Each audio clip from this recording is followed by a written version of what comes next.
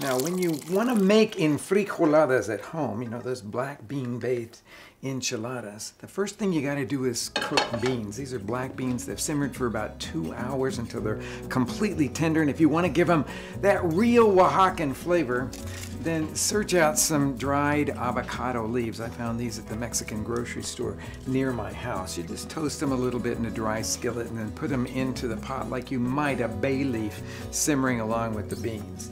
Now I'm going to strain out all the liquid because it's mostly the liquid that we're interested in when we're making enfrijoladas. Set that over there. I'm going to take about 3/4 of a cup of these beans and put them into the blender. And then I'm going to add some of the bean broth so that we can blend those beans until they're completely smooth. Top will go on. Turn it on.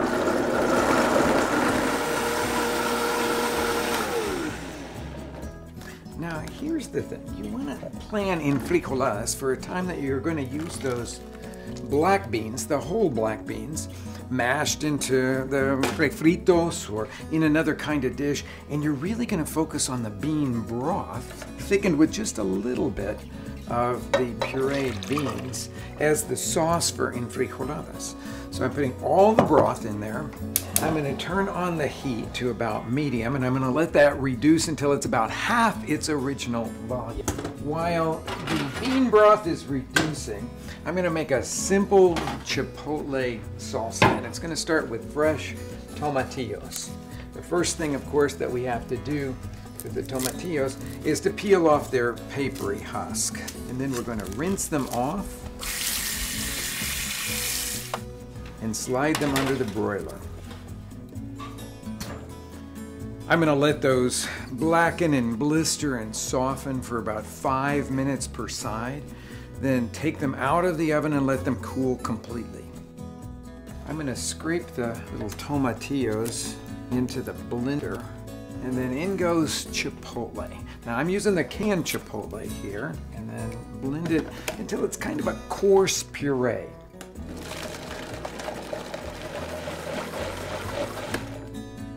I'm going to season it with some salt, and I'm going to thin it with just a little bit of water. Stirring it in till I get that kind of easily spoonable consistency. Final thing for this salsa is chopped white onion.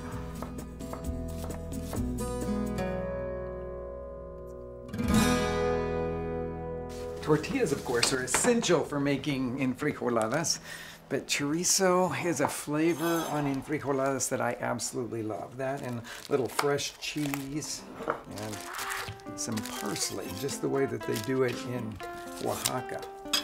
Take the chorizo out of its casing and place it in a skillet set over medium heat. Stir it every once in a while for about 10 minutes, breaking it up until it starts to brown. Now let's talk about the corn tortillas. Typically, they are quick fried to soften them, then dipped into the black bean sauce. But I'm going to take a slightly different approach here.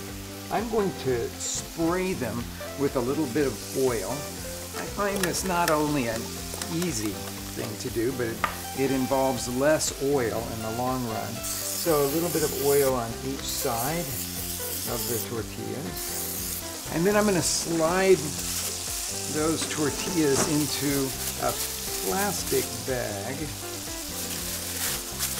Just fold over the bag, no need to tie it at all. Put them in the microwave for 60 seconds at full power, and that'll soften them. I'm going to take one of these hot tortillas, grab it with a pair of tongs here, and then dip it into our reduced black bean broth. Now, I have seasoned this with some salt already. I'm going to fold it into quarters in there, put that onto a plate.